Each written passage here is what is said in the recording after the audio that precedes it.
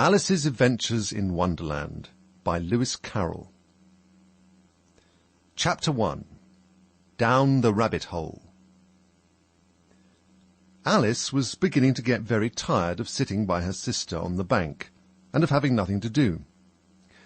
Once or twice she had peeped into the book her sister was reading, but it had no pictures or conversations in it. And what is the use of a book, thought Alice, without pictures or conversations? So she was considering, in her own mind, as well as she could, for the hot day made her feel very sleepy and stupid, whether the pleasure of making a daisy chain would be worth the trouble of getting up and picking the daisies, when suddenly a white rabbit with pink eyes ran close by her. There was nothing so very remarkable in that, nor did Alice think it so very much out of the way to hear the rabbit say to itself, oh dear, I shall be too late." When she thought it over afterwards, it occurred to her that she ought to have wondered at this, but at the time it all seemed quite natural. But when the rabbit actually took a watch out of its waistcoat pocket and looked at it, and then hurried on, Alice started to her feet, for it flashed across her mind that she had never before seen a rabbit with either a waistcoat pocket or a watch to take out of it, and burning with curiosity, she ran across the field after it, and was just in time to see it pop down a large rabbit hole under the hedge. In another moment, down went Alice after it, never once considering how in the world she was to get out again. The rabbit hole went straight on like a tunnel for some way, and then dipped suddenly down, so suddenly that Alice had not a moment to think about stopping herself before she found herself falling down what seemed to be a very deep well. Either the well was very deep, or she fell very slowly, for she had plenty of time as she went down to look about her, and to wonder what was going to happen next. First, she tried to look down and make out what she was coming to, but it was too dark to see anything. Then she looked at the sides of the well, and noticed that they were filled with cupboards and bookshelves. Here and there she saw maps and pictures hung upon pegs. She took down a jar from one of the shelves as she passed. It was labelled Orange Marmalade, but to her great disappointment it was empty. She did not like to drop the jar for fear of killing somebody underneath, so managed to put it into one of the cupboards as she fell past. Well, thought Alice to herself, after such a fall as this, I shall think nothing of tumbling downstairs. How brave they'll all think me at home. Why, I wouldn't say anything about it, even if I fell off the top of the house, which was very likely true. Down, down, down. Would the fall never come to an end? I wonder how many miles I've fallen by this time, she said aloud. I must be getting somewhere near the centre of the earth. Let me see. That would be 4,000 miles down, I think. For you see, Alice had learnt several things of this sort in her lessons in the schoolroom, and though this was not a very good opportunity for showing off her knowledge, as there was no one to listen to her, still it was good practice to say it over. Yes, that's about the right distance, but then I wonder what latitude or longitude I've got to. Alice had not the slightest idea what latitude was, or longitude either, but she thought they were nice, grand words to say. Presently she began again. I wonder if I shall fall right through the earth. How funny it'll seem to come out among the people that walk with their heads downwards. The antipathies, I think. She was rather glad there was no one listening this time, as it didn't sound at all the right word. But I shall have to ask them what the name of their country is, you know. Please, ma'am, is this New Zealand? Or Australia? And she tried to curtsy as she spoke. Fancy, curtsying as you're falling through the air. Do you think you could manage it? And what an ignorant little girl she'll think me for asking. No, it'll never do to ask. Perhaps I shall see it written up somewhere. Down, down, down. There was nothing else to do, so Alice soon began talking again. Dinah'll miss me much tonight, I should think. Dinah was the cat. I hope they'll remember her saucer of milk at tea-time. Dinah, my dear, I wish you were down here with me. There are no mice in the air, I'm afraid, but you might catch a bat, and that's very like a mouse, you know. But do cats eat bats, I wonder? And here Alice began to get rather sleepy, and went on saying to herself in a dreamy sort of way, do cats eat bats? Do cats eat bats? And sometimes, do bats eat cats? For you see, as she couldn't answer either question, it didn't much matter which way she put it. She felt that she was dozing off, and had just begun to dream that she was walking hand in hand with Dinah, and was saying to her very earnestly, Now, Dinah, tell me the truth. Did you ever eat a bat? When suddenly, thump, thump, down she came upon a heap of sticks and dry leaves, and the fall was over. Alice was not a bit hurt, and she jumped up on her feet in a moment. She looked up, but it was all dark overhead. Before her was another long passage, and the White Rabbit was still in sight, hurrying down it. There was not a moment to be lost. Away went Alice like the wind, and was just in time to hear it say as it turned a corner, "Oh, my ears and whiskers, how late it's getting!" She was close behind it when she turned the corner, but the rabbit was no longer to be seen. She found herself in a long, low hall, which was lit up by a row of lamps hanging from the roof. There were doors all round the hall, but they were all locked, and when Alice had been all the way down one side and up the other, trying every door, she walked sadly down the middle, wondering how she was ever to get out again. Suddenly she came upon a little three-legged table, all made of solid glass. There was nothing on it but a tiny golden key, and Alice's first idea was that this might belong to one of the doors of the hall. But alas, either the locks were too large or the key was too small, but at any rate it would not open any of them. However, on the second time round, she came upon a low curtain she had not noticed before, and behind it was a little door about 15 inches high. She tried the little golden key in the lock, and to her great delight it fitted. Alice opened the door, and found that it led into a small passage, not much larger than a rat-hole. She knelt down and looked along the passage into the loveliest garden you ever saw. How she longed to get out of that dark hall and wander about among those beds of bright flowers and those cool fountains, but she could not even get her head through the doorway. And even if my head would go through, thought poor Alice, it would be of very little use without my shoulders. Oh, how I wish I could shut up like a telescope! I think I could if I only knew how to begin. For you see, so many out-of-the-way things had happened lately that Alice had begun to think that very few things indeed were really impossible. There seemed to be no use in waiting by the little door, so she went back to the table, half hoping she might find another key on it, or at any rate a book of rules for shutting people up like telescopes. This time she found a little bottle on it, which certainly was not there before, said Alice, and tied round the neck of the bottle was a pink label with the words, "Drink me," beautifully printed on it in large letters. It was all very well to say "drink me," but the wise little Alice was not going to do that in a hurry.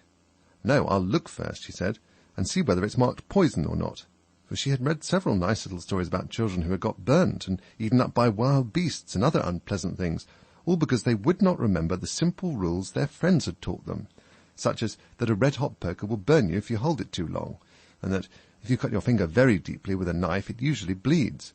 And she had never forgotten that if you drink much from a bottle marked poison, it is almost certain to disagree with you sooner or later. However, this bottle was not marked poison, so Alice ventured to taste it, and finding it very nice, had in fact a sort of mixed flavour of cherry tart, custard, pineapple, roast turkey, toffee, and hot buttered toast, she very soon finished it off. "What a curious feeling," said Alice. "I must be shutting up like a telescope." And so it was indeed. She was now only 10 inches high, and her face brightened up at the thought that she was now the right size for going through the little door into that lovely garden. First, however, she waited for a few minutes to see if she was going to shrink any further.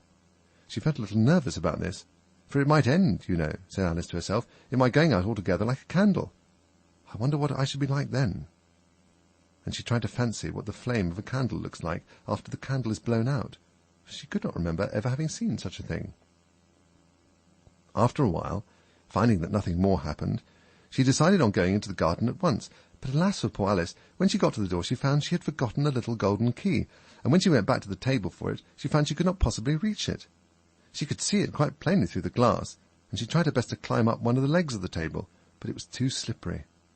And when she had tired herself out with trying, the poor little thing sat down and cried. "Come, there's no use in crying like that," said Alice to herself rather sharply. "I advise you to leave off this minute." She generally gave herself very good advice, though she very seldom followed it, and sometimes she scolded herself so severely as to bring tears into her eyes. And once she remembered trying to box her own ears for having cheated herself in a game of croquet she was playing against herself, for this curious child was very fond of pretending to be two people. But it's no use now, thought poor Alice, to pretend to be two people. Why, there's hardly enough of me left to make one respectable person. Soon her eye fell on a little glass box that was lying under the table. She opened it, and found in it a very small cake, on which the words, "Eat me," were beautifully marked in currants. "Well, I'll eat it," said Alice, "and if it makes me grow larger, I can reach the key, and if it makes me grow smaller, I can creep under the door, So either way, I'll get into the garden, and I don't care which happens." She ate a little bit, and said anxiously to herself, "Which way? Which way?" holding her hand on the top of her head to feel which way it was growing, and she was quite surprised to find that she remained the same size. To be sure, this is what generally happens when one eats cake, but Alice had got so much into the way of expecting nothing but out-of-the-way things to happen that it seemed quite dull and stupid for life to go on in the common way. So she set to work, and very soon finished off the cake. Chapter 2. The Pool of Tears. "Curiouser and curiouser," cried Alice. She was so much surprised that for the moment she quite forgot how to speak good English. "Now I'm opening out like the largest telescope that ever was. Goodbye, feet!" For when she looked down at her feet, they seemed to be almost out of sight, they were getting so far off. "Oh, my poor little feet! I wonder who will put on your shoes and stockings for you now, dears. I'm sure I shan't be able. I shall be a great deal too far off to trouble myself about you. You must manage the best way you can. But I must be kind to them," thought Alice, "or perhaps they won't walk the way I want to go. Let me see. I'll give them a new pair of boots every Christmas." And she went on planning to herself how she would manage it.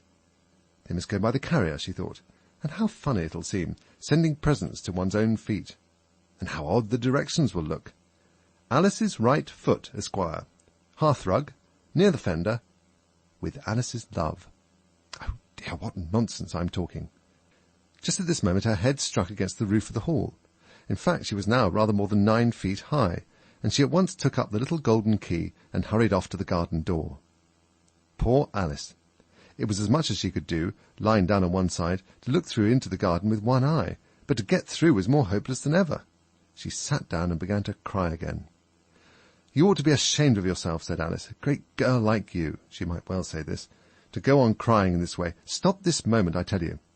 But she went on all the same, shedding gallons of tears until there was a large pool all round her, about 4 inches deep, and reaching down half the hall. After a time she heard a little pattering of feet in the distance, and she hastily dried her eyes to see what was coming. It was the White Rabbit returning, splendidly dressed, with a pair of white kid gloves in one hand and a large fan in the other. He came trotting along in a great hurry, muttering to himself as he came, "Oh, the Duchess, the Duchess! Oh, won't she be savage if I kept her waiting?" Alice felt so desperate that she was ready to ask help of anyone, so when the rabbit came near her, she began in a low, timid voice, If you please, sir." The rabbit started violently, dropped the white kid gloves and the fan, and scurried away into the darkness as hard as he could go. Alice took up the fan and gloves, and as the hall was very hot, she kept fanning herself all the time she went on talking. "Dear, dear, how queer everything is today. And yesterday things went on just as usual. I wonder if I've been changed in the night. Let me think. Was I the same when I got up this morning? I almost think I can remember feeling a little different. But if I'm not the same, the next question is, who in the world am I? Ah, that's the great puzzle." And she began thinking over all the children she knew that were of the same age as herself, to see if she could have been changed for any one of them. "I'm sure I'm not Ada," she said, "for her hair goes into such long ringlets, and mine doesn't go into ringlets at all. And I'm sure I can't be Mabel, for I know all sorts of things, and she knows such a very little. Besides, she's she, and I'm I. And, oh dear, how puzzling it all is. I'll try if I know all the things I used to know. Let me see. 4 times 5 is 12, and 4 times 6 is 13, and 4 times 7 is... Oh dear, I shall never get to 20 at that rate. However, the multiplication table doesn't signify. Let's try geography. London is the capital of Paris, and Paris is the capital of Rome, and Rome... No, that's all wrong, I'm certain. I must have been changed for Mabel. I'll try and say, how doth the little... And she crossed her hands on her lap, as if she was saying lessons, and began to repeat it. But her voice sounded hoarse and strange, and the words did not come out the same as they used to. How doth the little crocodile improve his shining tail, and pour the waters of the Nile on every golden scale? How cheerfully he seems to grin, how neatly spreads his claws, and welcomes little fishes in with gently smiling jaws. File tool. I'm sure those are not the right words, said poor Alice, and her eyes filled with tears again as she went on. I must be Mabel after all, and I shall have to go and live in that poky little house and have next to no toys to play with and, oh, ever so many lessons to learn,